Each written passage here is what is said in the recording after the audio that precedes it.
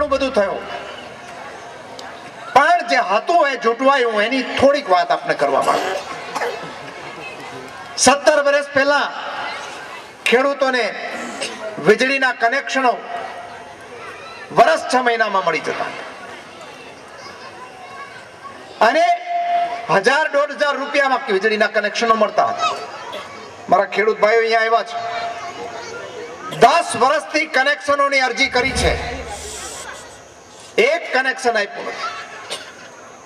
10 વર્ષથી dark zone આપ્યો છે, ચૂંટણી આવી એટલે કાગળિયું આપી દીધું કે ડાર્ક ઝોન રદ થયો છે, પણ એક કનેક્શન મળ્યું નથી. અને જ્યાં કનેક્શનો મળે છે ત્યાં લાખ, 2 લાખ, 5 લાખ રૂપિયા ભરો તો કનેક્શન મળે. 10-12 કલાક વીજળી મળતી હતી, એની જગ્યાએ 8 કલાક વીજળી. કોઈ દિવસ ખેડૂતોને ત્યાં વીજળીની ચોરી માટે કોઈ દિવસ પોલીસ ગઈ નહોતી, હવે હાથકડીઓ બતાવાય છે. અને અત્યારે પણ આપણા દીકરા દીકરીઓને ભણવું છે, પણ જાય એટલે ડોનેશન માગે, ફી માગે, ગ્રાન્ટ વાળી કોલેજો, સ્કૂલો બધું બંધ કરી દે. દવાખાનાની અંદર સારવાર કરવા જઈએ, 1 રૂપિયો લીધા વગર સારવાર થતી હતી, એ સારવાર બંધ કરી દીધી. હવે કેન્સર, ટીબી કે હૃદય રોગનો હુમલો થયો હોય ને રૂપિયા આપણી પાસે ન હોય, સરકારી હોસ્પિટલની વાત કરું છું, અમદાવાદ સિવિલ કે ભાવસીજી હોસ્પિટલમાં, તો આપણું રામ બોલો ભાઈ રામ થઈ જાય. ત્યારે ગામડામાં 100 વારના પ્લોટ, શહેરમાં હાઉસિંગ બોર્ડના મકાનો, કેટલા બધા મકાનો પોરબંદરમાં બનાવ્યા હાઉસિંગ બોર્ડના, અને કેટલા હજારો લોકોને 100 વારના પ્લોટ આપ્યા.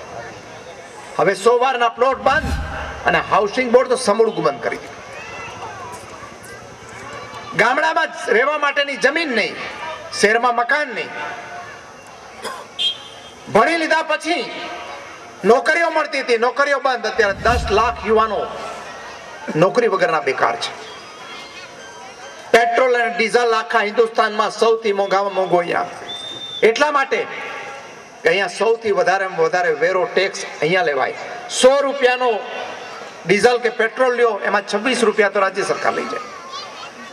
આપણે એમ કે એમાં ઓછા કરો, તો કે એના નહીં કરીએ, પણ ઓઇલ જે બનાવે છે, ડીઝલ બનાવે છે, એ એસઆર ઓઇલના 9100 કરોડ રૂપિયા માફ કરાય. એટલે આ સરકારે જે હક આપ્યા હતા કોંગ્રેસની સરકાર હોય, એ બધા જ હક આપણા ઝૂંટવાઈ ગયા. વિકાસ થયો એમ કે વિકાસ કેવા લોકોનો થયો? બિલ્ડરોનો, મોટા ઉદ્યોગપતિઓનો. ટાટા કંપનીને ઉદ્યોગ નેનો કાર બનાવવા માટે કેટલી આપી?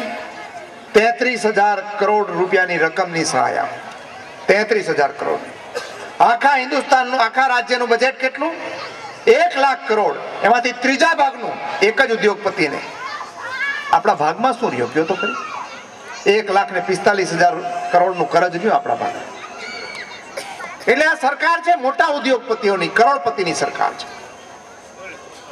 એની સામે કોંગ્રેસ પક્ષે નક્કી કર્યું છે કે ફરી પાછી જો સરકાર આપણી આવે તો ફરી અધિકારો પાછા આપવા છે. વીજળીના કનેક્શનો 6 મહિનાની અંદર મળી જાય બધાને, એના માટેનો કાયદો લઈ આવવો છે. ચૂંટણી ઢંઢેરાની અંદર સમાવેશ કર્યા છે 12 મુદ્દા. ગુજરાત પ્રજા વિકાસ દર્શન 2012 હેઠળ ચૂંટણી ઢંઢેરાના જે 12 મુદ્દા કયા છે, એમાં નક્કી કર્યું છે કે વીજળીના કનેક્શનો આપવા છે.